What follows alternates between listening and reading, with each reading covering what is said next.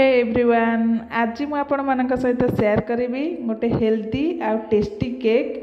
एटा हूँ बानाना walnut cake जोटा कि व्हिट फ्लोर रे बना जाइए। छोट छुआ मानक बहुत ही भल आ बड़ मानक बहुत ही भल। चलतु स्टार्ट करवा। फुल वीडियो को देखिए, भल लगे निहाती चैनल सब्सक्राइब करेंगे।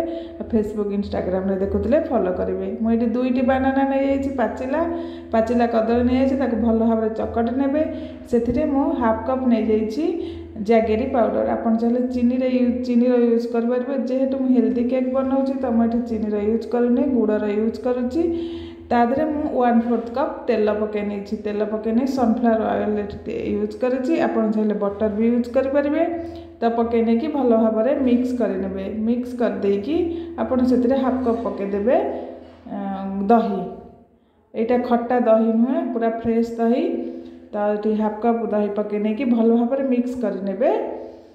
तापर मुझे गोटे छन्नी रखीदे। तापर मुझे गोटे कप आमर अटा, गोटे कप अटा नहीं से हाफ टेबल स्पून पकई नहीं कॉर्नफ्लोर, 1 टीएसपी पकई नहीं बेकिंग पाउडर और हाफ टीएसपी बेकिंग सोडा। ताकू नहीं भल भाव में छाणीदेवा।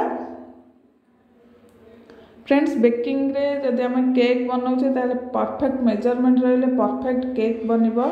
ना जदि मेजरमेंट एपट सेपट है केक टी भल बनी न थाए। तो आम तापर कौन करवा ना आपको आम भल भाव में मिक्स कर नवा, भल भाव में गोल नवा। तापर मुझे यूज करी क्षीर। क्षीर मुझे हाफ कप यूज करी।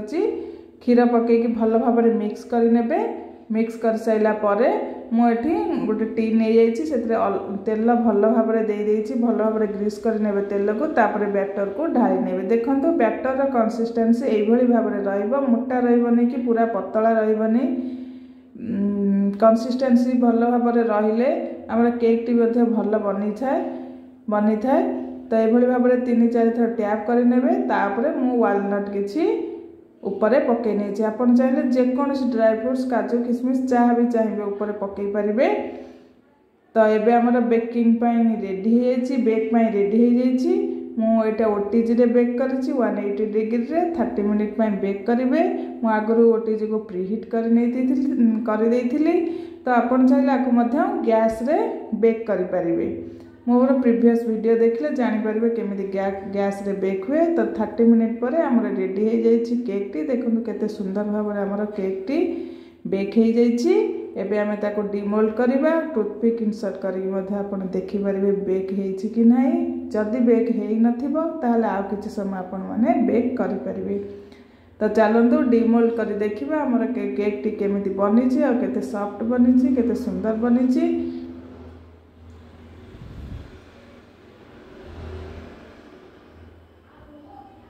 देखंतु विदाउट बटर पेपर रे भल भाव में डिमोल्ड हो जामर केक टी।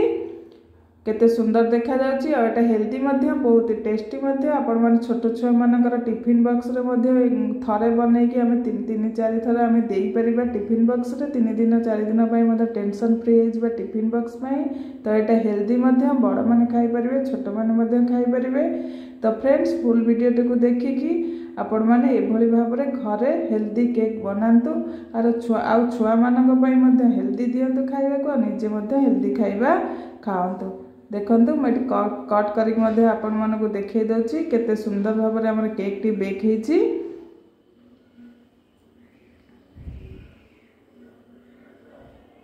फ्रेंड्स, एभली भाव में मोर फुल वीडियो टी को देखिबे, लाइक शेयर कमेंट करेंगे।